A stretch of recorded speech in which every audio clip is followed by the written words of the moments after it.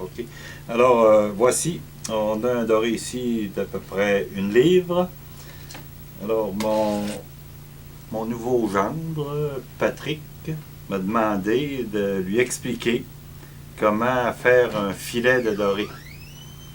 Alors, la technique que j'utilise depuis déjà plusieurs années, puisque ça fait déjà 40 ans que j'arrange des dorés ici, consiste tout d'abord à couper sous la nageoire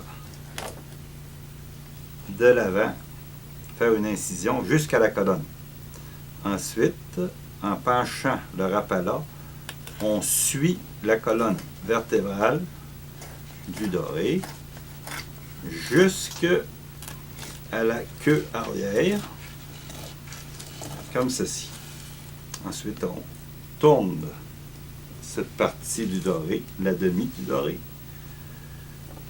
On passe le rapala sans couper la peau. On s'arrête donc à la peau, sous les chairs, et on file avec le rapala jusqu'à l'extrémité. Comme vous voyez, il faut évidemment avoir un rapala qui coupe bien. Bon, voici pour la première partie de ce doré. On a un filet quand même qui est raisonnable. Il nous reste maintenant à enlever les arêtes que l'on retrouve tout le long ici. Là.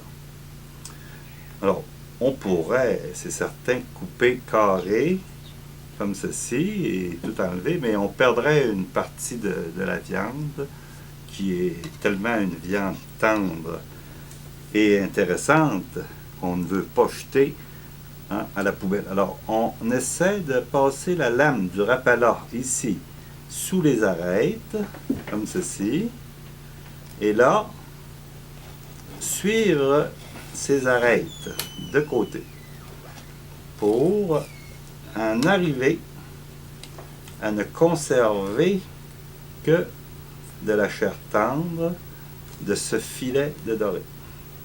Alors, voici, j'enlève donc ces arêtes, comme ceci. Bon, et d'un dernier coup de couteau. Alors là, j'ai quand même un filet qui n'est pas trop escamoté, qui n'est pas trop gaspillé, que je place ici dans l'assiette. Finalement, alors là, la moitié de la tâche est complétée. Il nous reste l'autre côté du doré. Alors, une incision que je fais de la même façon, ici, sous cette nageoire avant, tout près, ici, de la branchie. Je me rends jusqu'à la colonne, comme tout à l'heure. Et en penchant le rapala, je vais chercher l'autre moitié, en suivant la colonne, jusqu'à l'arrière. Comme ceci, en évitant d'aller trop loin. Parce que si je coupe la peau à l'arrière ici, je n'ai plus d'emprise sur ce filet. Alors, c'est justement cette partie-là de la peau prise à l'arrière qui me permet de maintenir le filet pour pouvoir travailler. Alors, je le retiens de la main gauche, comme ceci, et là, c'est ainsi que je peux passer la lame sous la chair de ce filet et la détacher de la peau, comme ceci. Et voilà, j'ai donc un deuxième filet, tout aussi intéressant que le premier. Il ne reste, si vous voulez jeter un coup d'œil, il ne reste que les intestins, le foie, le cœur, et regardez ce qui reste de ce beau doré. L'épaisseur vous prouve que on n'a pas gaspillé du tout les chairs.